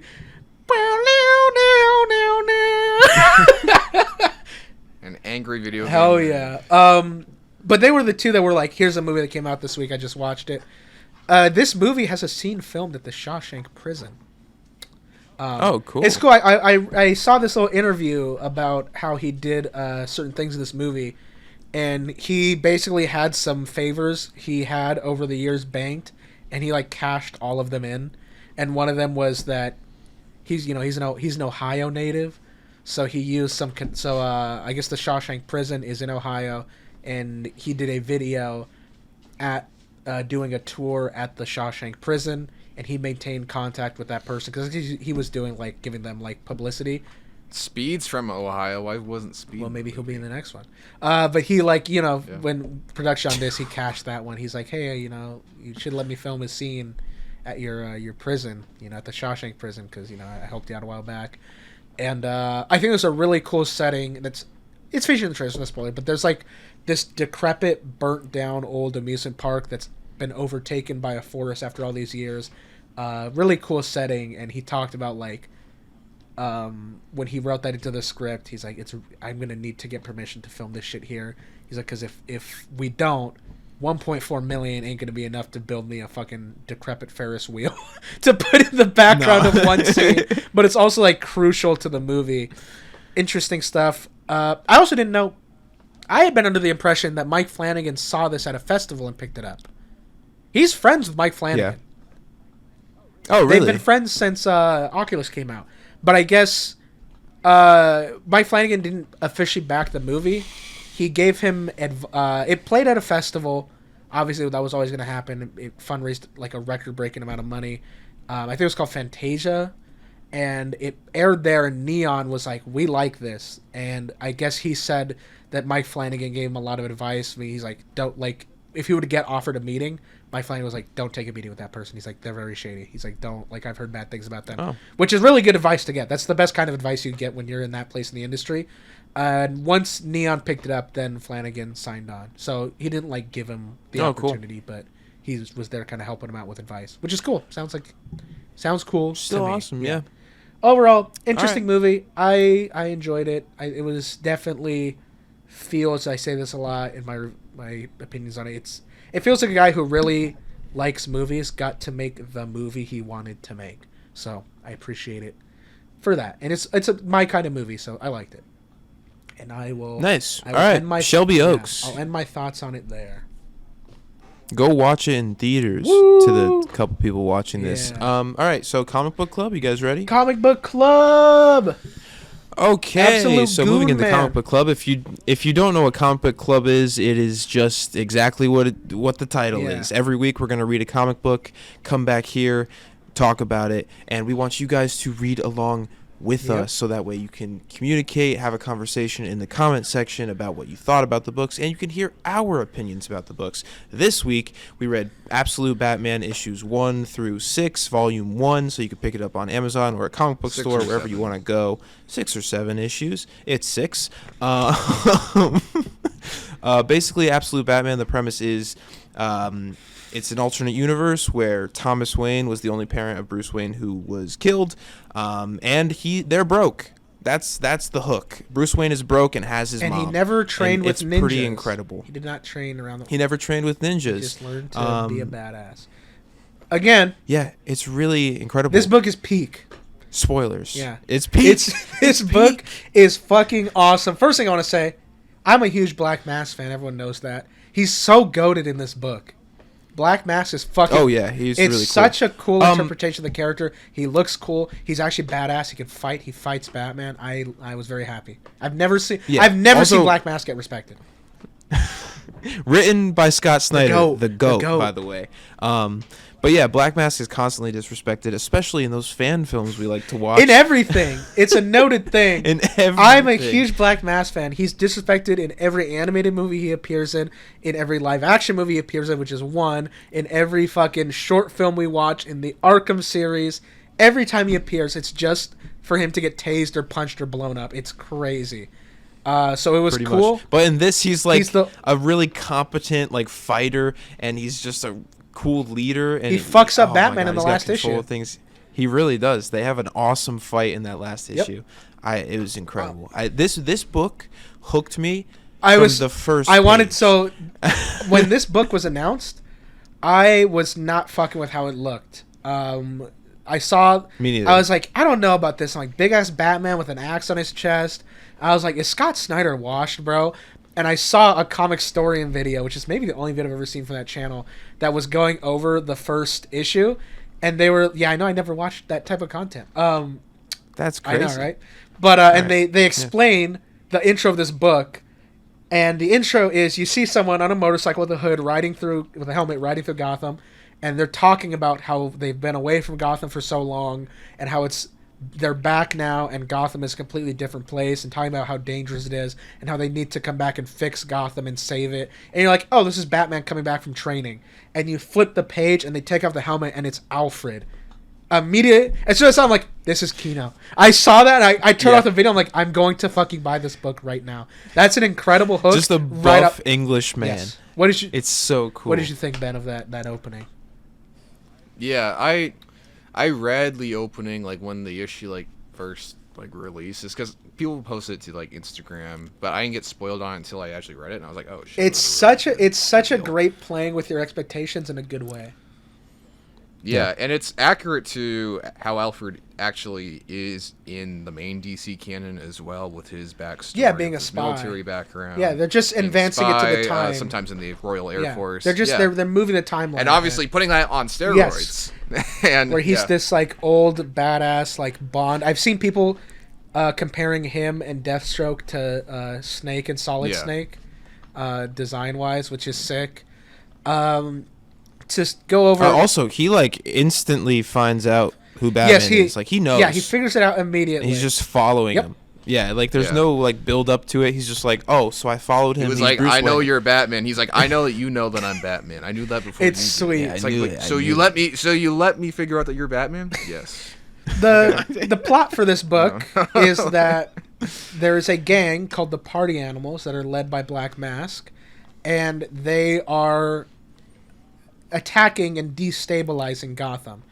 And the reason Alfred is in Gotham is he's being sent by the spy agency he works for to track the Party Animals and find the leader, Black Mask, and neutralize him, because this group, the Party Animals, has done this in several cities across the whole world. They are a massive threat. They go to cities, commit massive crimes, and in doing that, they just cause so much discourse and chaos, and they become a big threat, and that's why Alfred has been sent to take them down. Now they arrive in Gotham, so they're obviously going to cross paths with Batman, who is very young in his career at this point in time. Cool. Yeah, so he's like 20. Did they say his age? He's like younger than 24? me, which is crazy. Imagine I was fighting. Yeah, he's my age. I was Batman for 3 years. He's younger than he was in year one, because in year one he started off when he was 25. Damn. Oh dang! So this is one of the youngest Batmans we've seen. Yes. Pretty. I feel like yeah. It is because he's also been but he also has been Batman for a little bit, like at least a year, I think, by the start of the book. Because you see that flashback. Oh yeah. I don't know. I really like the idea of this like super young Batman who's just jacked out of his mind and wants to kill. Well, not kill everyone, because he doesn't kill anyone, and I feel like this Batman would have been really easy to make him kill people. Just be but like, Scott Snyder's this the dude goat. Kills. He's the goat. Scott Snyder. One he's of the awesome. one of the cool things I like is when Alfred shoots him with a shotgun, and he takes the shotgun, and then I think in the next issue Alfred sees him, and and Batman has a shotgun. He blasts somebody, and Alfred's like, "Oh my god, he killed that guy." And then no, he modified it to shoot little batarangs, and he's like, he modified my. He's shotgun. like, this dude will not kill anybody, but he's still badass. Peak. Yeah. one of my favorite aspects of this book is the fact that all these like iconic they basically take the idea of Tommy Elliott being a childhood friend and Harvey Dent in some stories and made it like all of the biggest rogues besides the Joker. It's like everyone at the gambler's table except for the poker table, aside from Poison Ivy and Joker. Yeah, it's Penguin, Waylon Jones, Killer Croc for anyone who doesn't Two-Face, know. Catwoman. Two-Face, Riddler, Catwoman. Yes. And did you say Penguin? Incredible. Already? And like the okay. yeah. And the dynamic is actually really good. There's that issue towards the end where we're going through his backstory as a kid, and Selena makes him think that he's like escaping it's after home. his father's killed. Who, for context, right after his father's killed. In this universe, his father was killed in a mass shooting at a zoo. I'll let you continue, but yeah, she takes him out of the house. Yeah, so they take him out of the house. They go to like this movie theater to watch Zorro, which I also thought was really cool. And it's him and all his friends. They're waiting for him. It's all of his friends, and then later you see that Martha's sitting in the back. And mind you, in this book leading up to this moment, Martha's like, I have barely seen Bruce. Bruce isn't in my life anymore. They just like barely talk. So I just thought that was a really nice moment. So this book does a really good job of balancing like these extreme, some of the most badass stuff we've probably ever seen Batman do in a comic, like most grotesque, gruesome things he's doing, with like these really sweet moments where we are seeing a Batman who now has a mother to care about and who cares for him, and like friends who genuinely want the best for him. And also, and when they find out at the end of the book that he's Batman, they're all just like, you're a fucking psycho, but I'm still going to help you, but like you're an idiot, but I will help you. I love the scene. Which I think is cool. I love that. And again, he's broke in this universe, so he has no access to his big technology, and he needs to get on Black Mass boat. And I love the scene of Penguin flying him over, and that moment is so cinematic. I'm like, I can hear the engine sounds because they're flying over, and Batman's leaning out of the plane, and Penguin's yelling at him. It's like, you're a fucking psychopath. You're like, I can't come back and pick you. I was like, I don't need you to, and he just dives out like peak. Yeah, cinema, bro. Martin Scorsese. Cool. I was reading that issue like this. Now as I texted you guys, like, please read this book. I need someone else to read this. I think this whole book is like very cinematic. Like, I don't know. Yeah. I was in it from beginning to end. Yep. Single sitting for me. What'd you think? What are your thoughts, Ben? Like, it really is a fantastic demonstration of how Scott Snyder understands the character, because he changes. Yeah, he's able to deconstruct it's the whole character. It's not just that he's home. Yeah, it's not just that, like, he doesn't have the money, he doesn't have, the butler, he doesn't have. Butler. He doesn't have all the main things like typical Batman would have throughout any other universe, aside from Roll-Kill Batman. He was like a cop, and then he became Batman. But yeah, he still manages to hit every single essential beat, more so than a lot of other people have attempted with when they do have all that main stuff too. Like, it really captures the spirit like immensely well, while still having that Scott Snyder New 52 touch where Batman's brutal, but he's also super badass, and he's really efficient. And just everything what Alfred was describing him as in the book when he's going through. It's like, he's brutal, he's strong, he's fast, he's efficient, he doesn't kill anybody. Like, it gets everything down. And you go into this, and you're probably gonna think, especially if you don't know too much about the story, or if you ignore everything that we've just said, most people would probably see this and would just expect him, it's like, oh, he's probably going to kill people, he's probably going to be totally different, a completely different character. Nope. He's basically the same character, but a bit more brute-ish. And I thought it was also a really great mislead when they showed the guy that looks like the big canon Bruce Wayne doing the boxing. Yeah. And I was like, okay, this is totally going to be a mislead. And then they show the size difference is like, it's my turn now. Like, and he destroys a punching bag with just one blow. Yeah, like one shot. Oh, it's so cool. I love the moment from Alfred where it's toward the end, and he's just like, I think I hate Batman. It's a few panels later. I think I love Batman after he like reveals his Batmobile. So cool. His Batmobile is lit an entire. It's an entire fucking building, because in this universe, it's crazy. He's a city architect in this universe, because he's not rich, so his job is that he built the entire city. Oh my god! Real quick, another part when I was like, this is peak. The flashback with his dad when he's trying to figure out how to build a bridge to support. Yes. And it's been a minute since I've read it, but his dad has like, it's so good. The symbolism of his dad talking about how you have to build a bridge to support things. And I forget what they say, but it's an analogy for like how he decides to change his approach to Batman. Yeah. It's so so fucking good. Oh, yeah. There's a really cool like, you get backstory. You see where he started, and like he had this more like the classic Batman suit, cowl ears. Super and cool. I didn't expect that from this book. And either. he was smaller because he was more shaped like Batman. Yeah, he was. It starts and he looks like classic Batman, and then he just you slowly see him become this buff brute of a man. I want to talk about the ending of the book, but I don't know if you had more to say real quick about what you were gonna. I don't know. Because I think No, sorry. No, it's all good. We can keep talking about it, but there's one moment that I think really demonstrates this version of Batman really well. There's a deal that Black Mask makes with Batman where it's like, okay, so this is how Bruce is going to get the money in order to make Batman. He offers him more of he the offers Batman. him hundreds of millions of dollars to leave him alone, basically. Yeah, It's $200 million. million. Yeah. To fuck And off. then Batman's just like, hey, Black Mask, I used all of the money already. Because he does And then he take the reveals deal. light. Yes.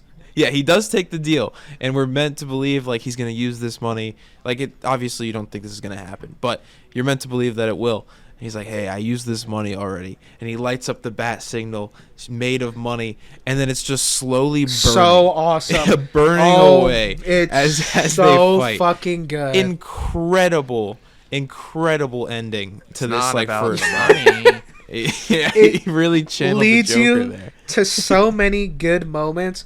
I love his approach to how Batman works, because in this timeline, instead of falling into a bat cave, when this mass shooting at the zoo happens that kills his father, Thomas Wayne pushes Bruce and all of his friends into the bat enclosure at the zoo. So while his dad is being murdered outside, and he's listening to his father being killed, he's surrounded by bats, and he's in this room, and he sees all the facts about bats on the display. And there's that one part where you see how he influences that in his suit. One of the things I thought was really cool was they say that bats walk on their arms, I think. And that he has it built into his cape. He has these long extensions from his arms that like kind of allow him to stilt run with the cape, and it looks like they're big claws, and he pulls out and like hits people and throws them around with it. It's so sick. Just such a really cool interpretation of the character on like a design wise. Yeah, I love it. At the end of the paperback, they have a whole character design sheet that shows like every aspect of his costume. It's so cool the amount of detail they put in that they don't even talk about in the book yet. There's a lot of Discord notifications going off. I don't know if I'm the only one hearing that. That's just on your end. That's I got not mine for me. muted. Okay, good. You gotta. That's why I have do not disturb mode on, so I don't get any of that shit. Okay, awesome. Anyway, yeah, it's I just recommend this book to everyone. It's awesome. This is an incredible I book. love the way the party animals work, is that they have these helmets, and it gives them a job to do that they can choose to accept. That's just to cause chaos. Yes. And if they complete, it's like if they get to live in GTA. You put on the helmet, it's like objective, kill the mayor. And a bunch of people wearing the helmet get it. And it's like bounty, like $1 million. If you kill the mayor, you get $1 million in like cryptocurrency mailed to your account. And the end of the book the second to last issue ends with crates full of those helmets just being sent all across Gotham, and the people have to, the climax is the people have to choose not to give in to the chaos for their own personal benefit. But some of them do. A lot of them pretty much do. Also, we should. There's like the side characters are also very different. Like Gordon is the mayor, and he's doing a shit job. Nobody likes him. Well, everyone's like, Gordon's a good man, but he's a shit mayor. Get that dude out of office. Martha Wayne is like He's his campaign manager, right? Yeah, which I think is really cool too. I was getting some maybe potential romantic stuff going on later in the book. I'm not caught up. Maybe that happens. I Don't reveal thought that too. I was getting that sense a little bit. That's like a tiny bit, but you might just naturally be thinking that because they're both the older characters. And Yeah, I mean that might be it. think Barbara that's Gordon probably it. is on the police force, right? She's a regular cop. Is she a detective or is she just She's an a officer? regular Just an cop. officer. Harvey Dent. And then Dick Grayson, which I missed in I'm the book. crazy but you Dick missed Grayson that. is I an was EMT. when I saw that. that was in volume 1. Yes, I believe so. Because I was looking. Did you for go that, I back just and find see it? Spoiled that. I for might me. have. I don't think I. Did I spoil that? I didn't see it. Oh. You might have spoiled. I it thought for you me. went back and saw it. But either way, Sorry if I. It's not. It's 'cause I if was it is, it's looking- not a huge thing. I take my time reading Yeah. these. Shit, that's my bad. no, I remember seeing that on Instagram, so I already knew Okay. it. But Because is there? I'm sorry. I read all of them in a short span. Is there a scene? Is there an issue where they're like, Batman is whooping a lot of fucking ass tonight? I don't Okay, think so. that's the context for it. Is they're like You Batman is little whipping so fucking much ass that they're having to drag motherfuckers to the hospital on the back of bikes.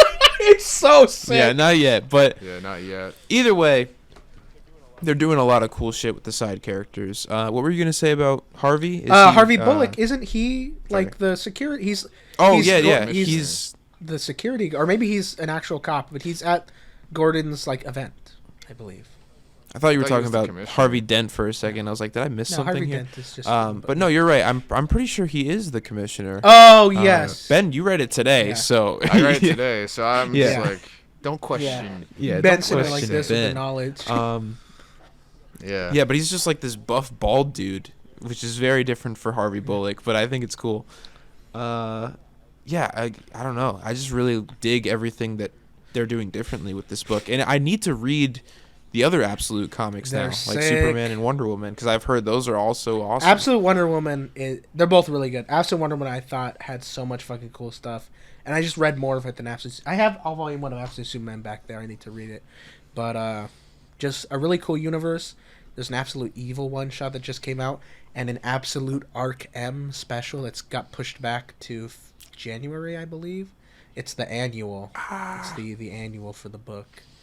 Oh my bro. Yeah, Absolute Martian Manhunter I really want to read. Absolute Flash I've heard decent things about. Haven't read much of it, but exciting stuff. I'm very excited for this universe. And I don't know if they've said anything like Marvel has said where Ultimate's going to be ending or if this universe is going to be ongoing. I'm not I sure. have no statements anything? about it ending, and I hope it never does. No, I know. I was there was no news about it. I remember when these first issues came out, I was like, oh, is it just going to be 5 issues for each character? And they kept adding more, and it kept going, and I was like, wait, this is not ending. I'm like, this is awesome. Yeah, people love this series so far, which is justified. Very exciting stuff. Any last thoughts on that comic? You guys want to talk more about it? What's going on? I don't know if Ben has anything to say. No, nothing too much to say. Again, like they take away what you're used to or what you would expect with Batman tropes and elements, and then they completely reinvent And there's them and hit all the essential beats that you. there's need to. there's an in-universe reason as well for anyone viewing who doesn't know why the Absolute Universe exists, and it's because it was made by Darkseid, and he made it to create a universe where all the heroes don't have their biggest benefit that he believes made them what they are. So he believes that Batman is what he is because of his money and shit. So he created this universe where Batman has no money, yet, these heroes are managing to overcome all that and still remaining true to themselves, which is cool. Very cool stuff. Also, in DCKO, Booster Gold's like, I got trapped on the Absolute planet for fucking years, and he looks so terrible. I wonder if we'll ever see that. I think it's in the did the editor's note not say it was in the Absolute Evil? It might. The editor's note might say it. I have to go back and I look, think it but said I that just it was thought in the funny. Absolute Evil one shot. Maybe not. I don't know. I could be imagining that, but yes, that was funny when they said that. I was like, the Absolute Universe, and the Absolute Universe is insane. Have you guys seen like the YouTube show, or I guess you would on like TikTok or Instagram or whatever, where people are like, "What the fuck is Batman fighting?" And like all of his enemies are fucking like kaiju's, basically. Like Killer Croc is like 30 feet tall. Like Bane is like as big as a fucking house. Like Bane in this universe is like Titan size, without the Titan. When he puts on the Titan, he's like as big as like a fucking house. It's crazy.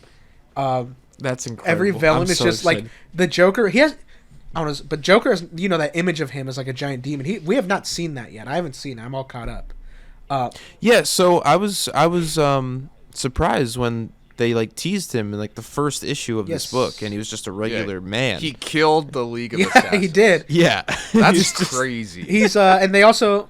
That's like the first thing they say about him. They're like, yeah, you know the League of Assassins? They're pretty cool, right? Oh, he they- fucking killed all of them. Yeah, and they also killed off like the biggest Gotham crime bosses immediately Black too, Mask does. Yeah. which I was so shocked about. And I it think that was ends so cool. teasing Joker again, and he says he's like, "Bring me Bane," Yeah. and he's sitting on a throne of like babies or something. If I remember, his like hands are like grabbing Yeah. him.